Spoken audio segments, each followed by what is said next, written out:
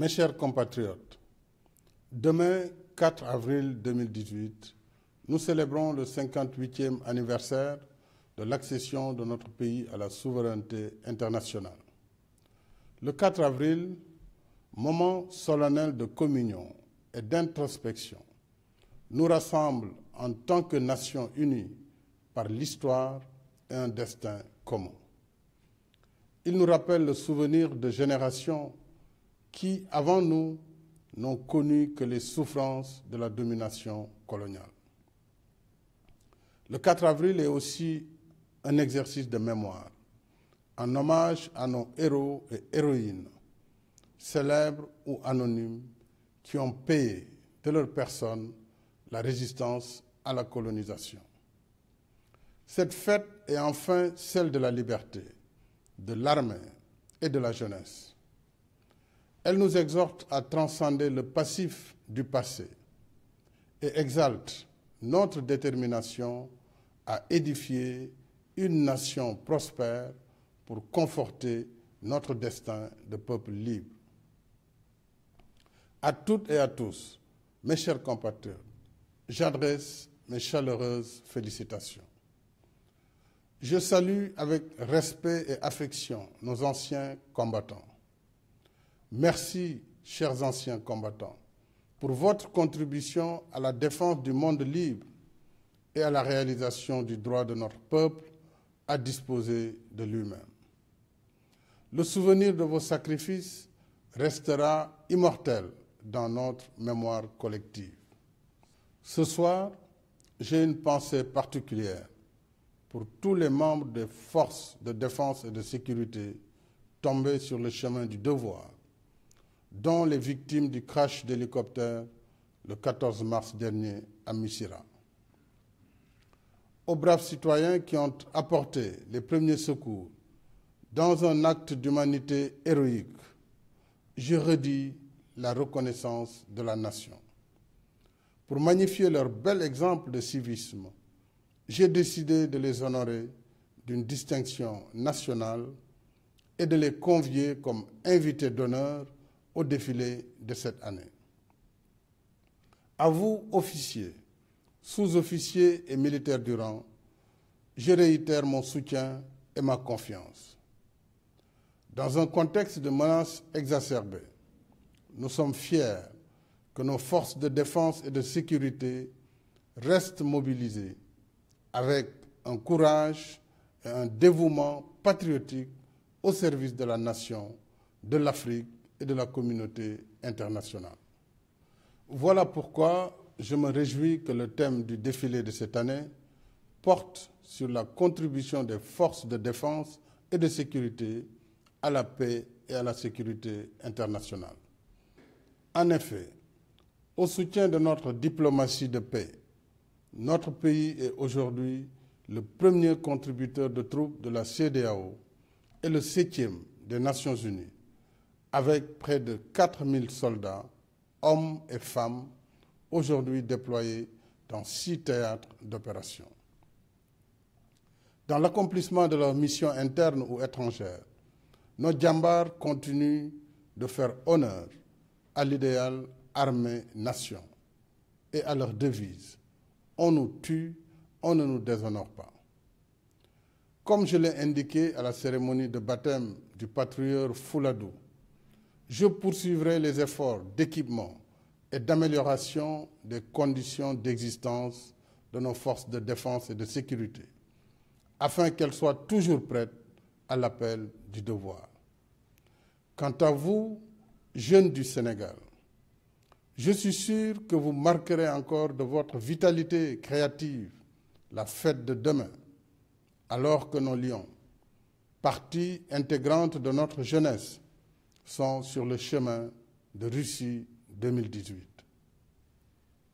Chers lions, portez haut les couleurs nationales dans la combativité et le fair play. Nos vœux et prières vous accompagnent. Je vous renouvelle tout mon soutien. Ce soir, j'ai aussi le plaisir d'annoncer que la Délégation générale à l'entrepreneuriat rapide des femmes et des jeunes doté d'un fonds initial de 30 milliards, entre dans sa phase active. L'ADER a été créée pour soutenir les initiatives d'entrepreneuriat et d'auto-emploi des jeunes et des femmes, en répondant aux exigences de transparence, de diligence et d'efficacité. À chaque talent, à chaque projet viable, l'État veut donner une chance de succès. Ainsi, dans sa phase pilote, l'ADER financera le secteur de la pêche à hauteur de 2 milliards et suivant les conclusions du premier forum du numérique, 1 milliard sera alloué aux jeunes promoteurs de start-up dont les multiples applications ouvrent de nouvelles activités génératrices de revenus. Enfin, en partenariat avec une association de femmes investisseuses, l'ADER mobilisera 500 millions en appui à des projets spécifiques aux femmes. Ces efforts de création d'activités génératrices de revenus en faveur des jeunes et des femmes s'ajoutent à ceux déjà engagés avec la phase pilote du projet formation, école, entreprise que j'ai lancé le 6 mars dernier. Grâce à une mobilisation plus accrue de l'entreprise, c'est finalement 25 000 jeunes au lieu des 10 000 initialement prévus que nous préparons sur une période de 3 ans à intégrer le marché du travail. Je salue la participation citoyenne du secteur privé à ce partenariat novateur que l'État soutient par des allocations mensuelles versées aux apprenants, en plus de la prise en charge intégrale des frais de formation. En cette année que j'ai voulu sociale, le gouvernement vient aussi de consentir d'importants efforts en faveur des enseignants et des médecins. Ainsi en est-il de l'accord conclu avec les professeurs d'université pour la généralisation du système de retraite complémentaire.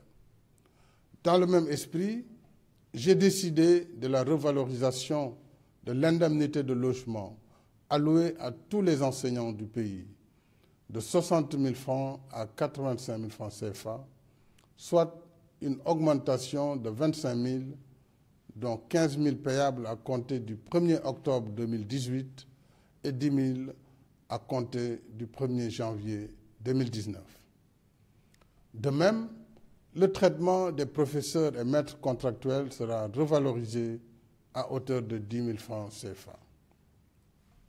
Ces efforts, parmi d'autres, traduisent mon engagement ferme et constant en faveur de notre système éducatif à tous les échelons. La communauté éducative reste au cœur de mes préoccupations. Il en est ainsi parce que l'école publique est la seule garante de l'égal accès de tous les enfants, quelle que soit leur origine sociale, à l'éducation et à la formation, donnant la chance à chacun de réaliser son rêve. Le gouvernement assurera le suivi permanent des engagements ainsi consentis et je veux faire confiance aux partenaires sociaux pour la reprise des cours et une année scolaire stabilisée.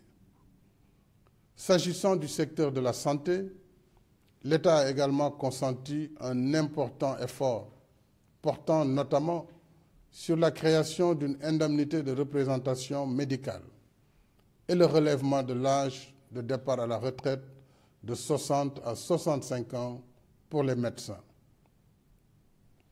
Le Conseil supérieur de la fonction publique locale étudiera les modalités d'extension de cette mesure aux médecins employés par les collectivités territoriales. Mes chers compatriotes, ces derniers temps, des crimes et rapts abominables ont été commis sur des enfants. Ces actes ignobles constituent une grave offense à nos valeurs et traditions. Je renouvelle ma ferme condamnation de cette barbarie sans nom.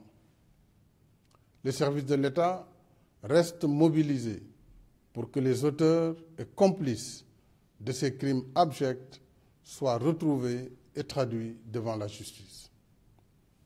En même temps, le programme de retrait des enfants de la rue se poursuit avec vigueur.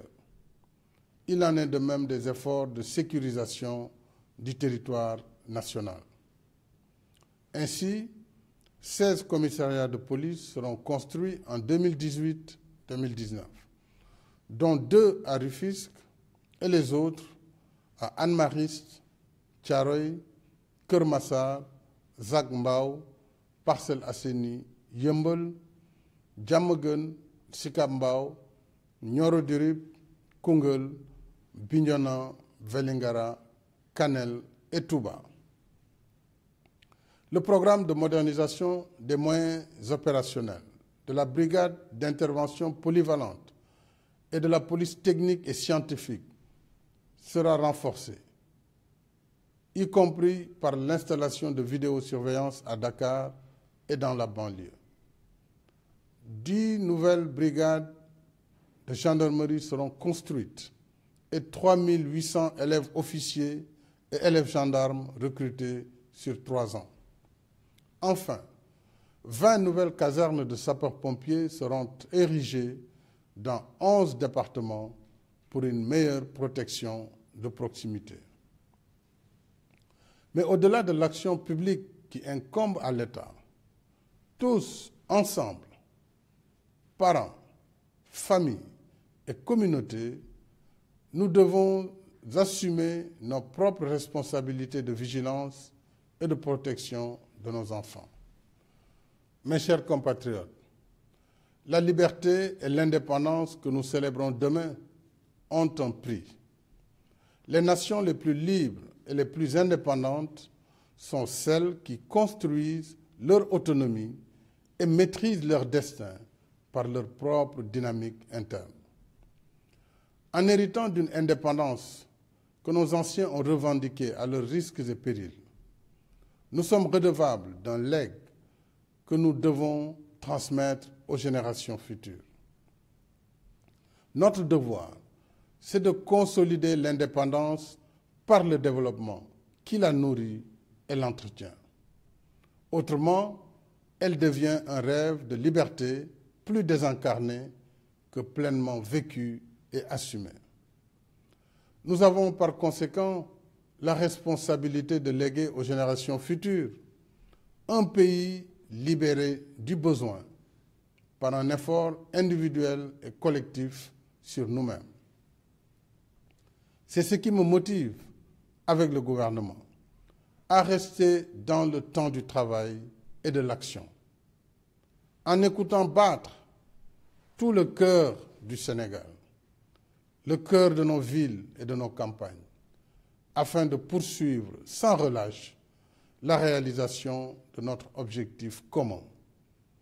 Bâtir un Sénégal uni et prospère, dans la paix, la solidarité, l'équité et la justice sociale. Le Sénégal de tous, le Sénégal pour tous. Bonsoir et bonne fête de l'indépendance, mes chers compatriotes.